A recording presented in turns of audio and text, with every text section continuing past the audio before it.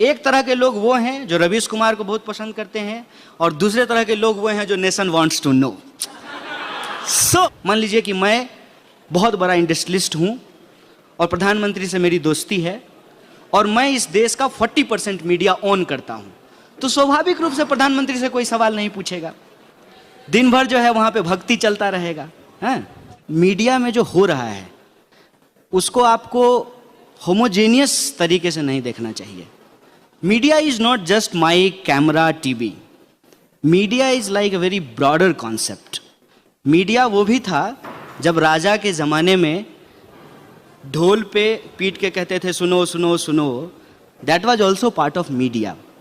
ये सिर्फ मीडिया के लिए चिंता की बात नहीं है, ये देश के लिए चिंता की बात है, ये डेमोक्रेसी के लिए चिंता की बात है। क्योंकि किसी भी डेमोक्रेटिक कंट्री के लिए independent, critical, self reliance media का होना बहुत ज़रूरी है। अब ये तीनों ही चीज़ आज के डेट में स्पेशली टेलीविज़न मीडिया के लिए पॉसिबल नहीं है। क्यों?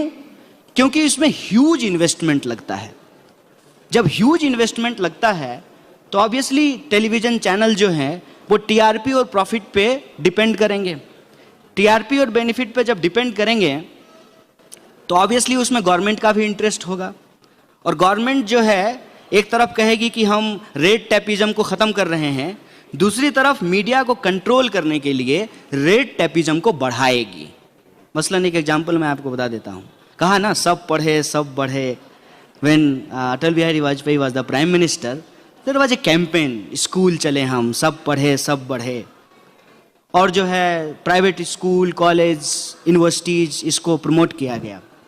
लेकिन आप जानते हैं अगर कोई प्राइवेट कॉलेज गवर्नमेंट के प्रति क्रिटिकल हो जाए, इमीडिएटली उसको कहाँ से कंट्रोल किया जाएगा? उसका परमिशन कैंसिल कर दिया जाएगा। क्योंकि आपका कॉलेज भरे प्राइवेट है, इंडिपेंडेंट है, लेकिन इसको किसी ना किसी यूनिवर्सिटी से एफिलिएशन लेना जरूरी है और यूनिवर्सिटी का एफिलिएशन जो है वो सरकार के कंट्रोल में है। तो मीडिया को कंट्रोल करने का पावर जो है आज भी गवर्नमेंट के पास है। तो गवर्नमेंट दो तरीके से कंट्रोल करती है, एक परमिशन देने और लेने से और दूसरा एडवर्टाइजमेंट के थ्रू। अगर गवर्नमेंट एडवर्टाइजमेंट नहीं दे, मेजर एडवर्टाइजमेंट जो है वो गवर्नमेंट के थ्रू आता है, तो गवर्नमेंट अगर एडवर्टाइजमेंट देना बंद कर दे तो फिर किसी मीडिया हाउस को सर्वाइव करना मुश्किल होता है। नतीजा क्या होता है? प्रॉफिट को बनाए रखने के लिए और मीडिया हाउस रन करने के लिए गवर्नमेंट जो कहती है वो करना पड़ता है। अब सवाल ये है कि जो मीडिया हाउसेज इससे पहले, इस रिजीम से पहले गवर्नमेंट के प्रति क्रिटिकल रही हैं वो कैसे चली हैं? तो यहाँ पे आता है ओनरशिप का रोल कि किस तरीके का ओनरशिप रहा है मीडिया हाउस का। अगर ओनरशिप सरकार के प्रति क्रिटिकल है तो वो सरकार से एक लेवल तक फाइट करती है। अगर क्रिटिकल नहीं है, मान लीजिए दोनों एक ही है, तो फिर वो फाइट बंद हो जाता है। मान लीजिए कि मैं बहुत बड़ा इंडस्ट्रियलिस्ट हूँ और प्रधानमंत्री से मेरी दोस्ती है और मैं इस देश का 40% मीडिया ऑन करता हूँ, तो स्वाभाविक रूप से प्रधानमंत्री से कोई सवाल नहीं पूछेगा। दिन भर जो है वहाँ पे भक्ति चलता रहेगा। लेकिन इससे नुकसान क्या है? नुकसान ये है कि इससे डेमोक्रेटिक इथॉस कमजोर होता है, क्रिटिकल अंडरस्टैंडिंग और उसका डेवलपमेंट वीक होता है और डेमोक्रेसी का जो एवोल्यूशन प्रोसेस है जिसमें एक मीडिया का बहुत सिग्निफिकेंट रोल है, वो रोल मीडिया प्ले नहीं कर पाती है। और ये सब का सबसे बड़ा असर ये हुआ है कि आज मीडिया से रिपोर्टिंग खत्म हो गई है।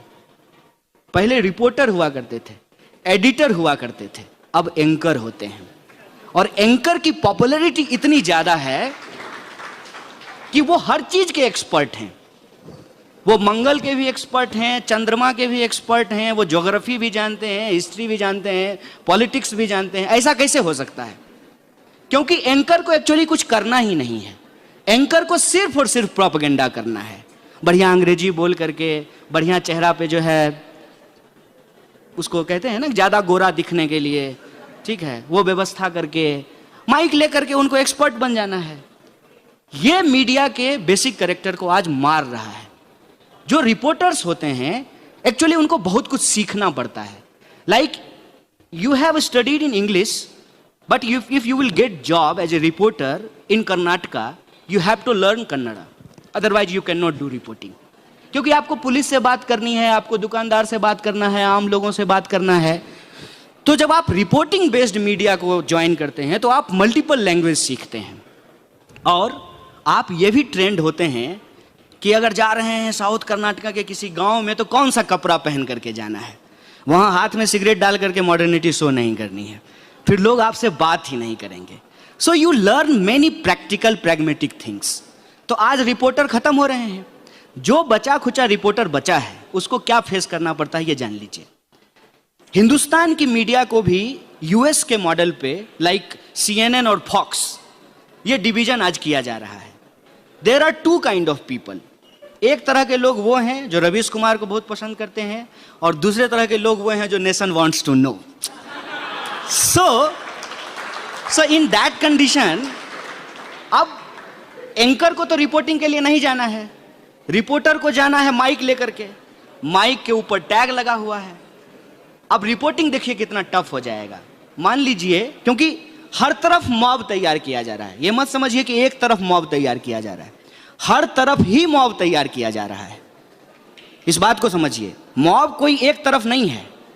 तो मान लीजिए कि अपोजिट मॉब में आप फंस गए और आपके माइक के ऊपर रिपब्लिक का लोगो है, तो हैकल होंगे ना आप। या फिर आपके माइक के ऊपर NDTV का लोगो है और आप अपोजिट मॉब में फंस गए, तो रिपोर्टर को हैकल होना पड़ेगा ना। इसीलिए आज फियर की वजह से, फियर को एक मॉडस ऑपरेंडी बना दिया गया है। आज रिपोर्टर रिस्क लेकर के रिपोर्टिंग करने के लिए तैयार नहीं है, और छोटे शहरों में पत्रकारों की रोज हत्या होती है। अब तो कितना टफ है जर्नलिज्म। इसीलिए आज के डेट में मैं किसी को भी एडवेंचरिस्ट होने का सलाह नहीं देता हूं, लेकिन मैं ये कहने की कोशिश करता हूं कि media is very broad term. Let's look forward, let's look behind the TV, let's look behind the newspaper. There is a huge possibility to establish alternative media, और उस अल्टरनेटिव स्पेस को हम कैसे खड़ा कर सकते हैं उस पर भी हमको सोचने की कोशिश करना चाहिए। जहां इन्वेस्टमेंट का प्रेशर नहीं हो, जहां एंकर की दादागिरी नहीं हो, जहां सरकार की जो है बदमाशी नहीं हो, परमिशन का झंझट नहीं हो, उस स्पेस को हम कैसे एक्सप्लोर कर सकते हैं इसके बारे में भी हमको सोचना चाहिए।